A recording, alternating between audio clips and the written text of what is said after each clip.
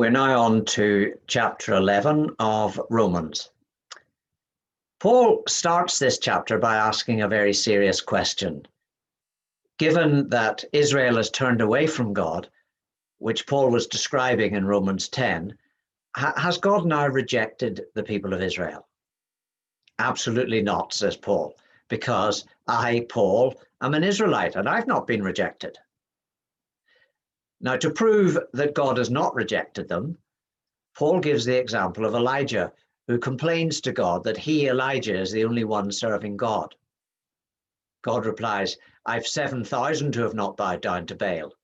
And so, says Paul, even today, there's a small number of those who are faithful to God as a result of God's choice. But to explain this conclusion in verse 5, we need to pick up a word that Paul uses in verse 2 of this chapter, the word foreknow in verse 2. God has not rejected his people whom he foreknew. Very simply, it means to know something before it happens. Paul uses this word when he's defending himself in court. The Jews knew my manner of life when I was growing up before today's accusations that you're presenting before me in this court. They foreknew my way of life. Now, what's the significance of this? Well, let me give you an example. You're an employer in a factory and you're making children's toys. You interview some people and you give a job to a young man who seems able to do the job. After a year or two, you find out that he's been stealing. You bring him into the office and you say, if I'd known you were going to do this, I would never have hired you in the first place. And that's the great thing about God. He did know how Israel was going to behave in turning away from him. He foreknew their unfaithfulness, and yet he still decided to choose them as his nation. Now, in verse 6, that shows that God's choice of them was definitely not on the basis of their good works, but because of his grace. If it were because of Israel's keeping of the law, then the choice wouldn't have been grace at all, but it would have been because of their faithful behavior.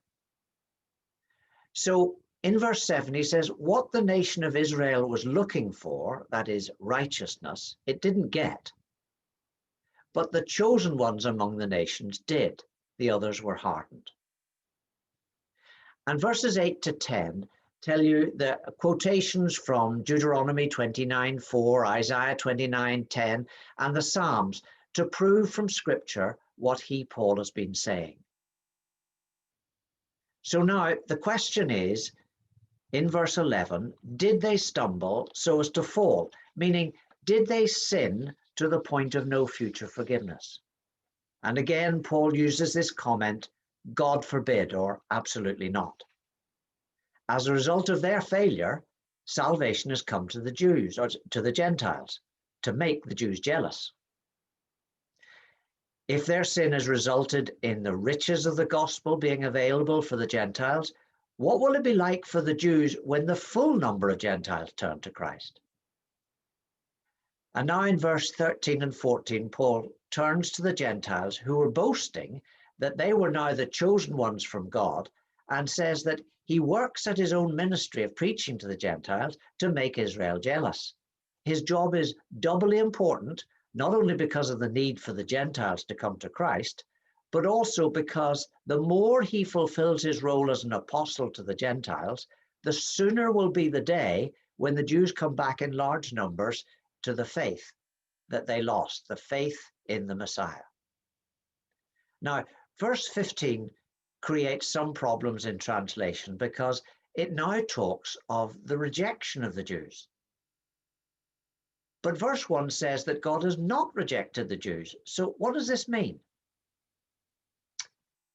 Some commentators say it means that it's the Jews' rejection of the Messiah, and the words their acceptance refers to their acknowledging of Jesus as the Messiah.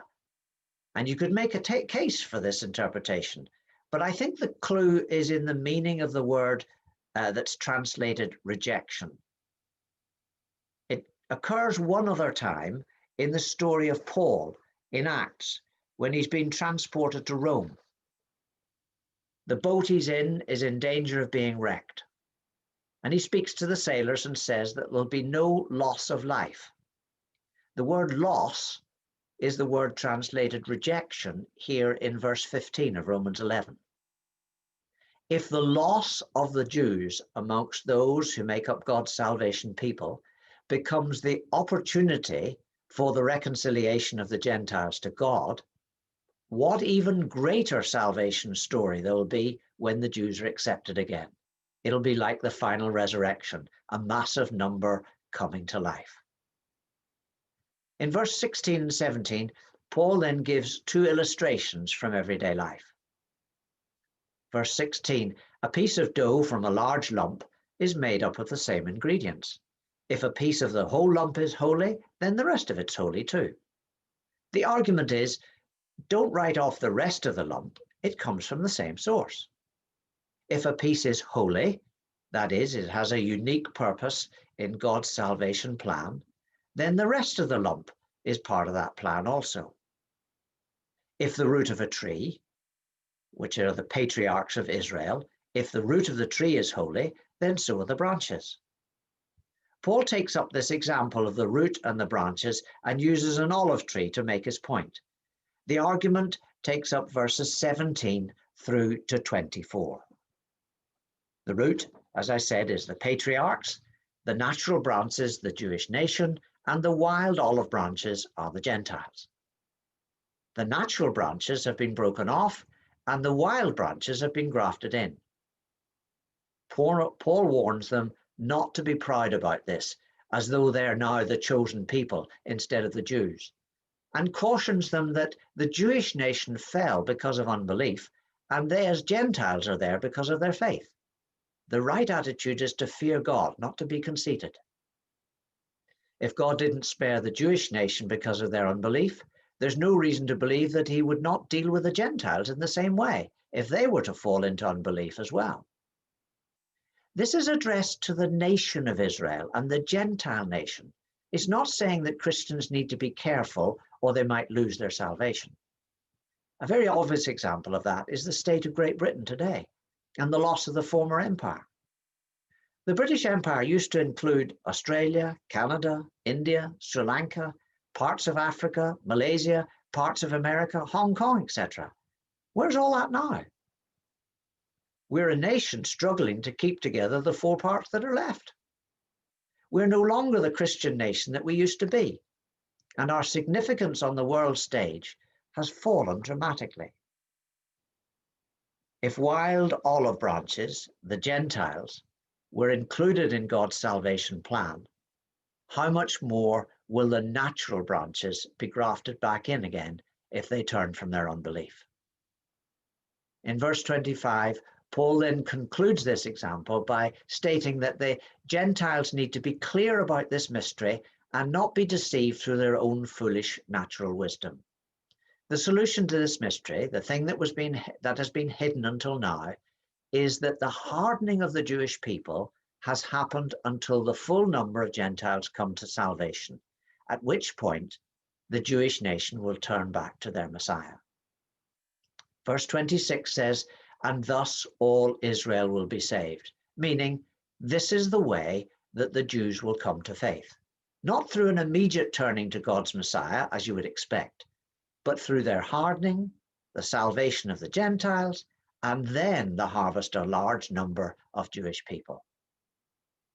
Paul quotes then some further verses from Isaiah to show that this is firmly rooted in Scripture. It's not just a hope, a wish, or an idea of Paul's. God has already spoken that this would be the case. And in verse 28, he says, from the standpoint of the gospel message, they're enemies. They don't accept what's being preached. But that's so that you Gentiles can come to faith. As far as God is concerned, they're loved because of the promises that were made to Abraham, to Isaac, and Jacob. In verse 29, Paul states a principle with God.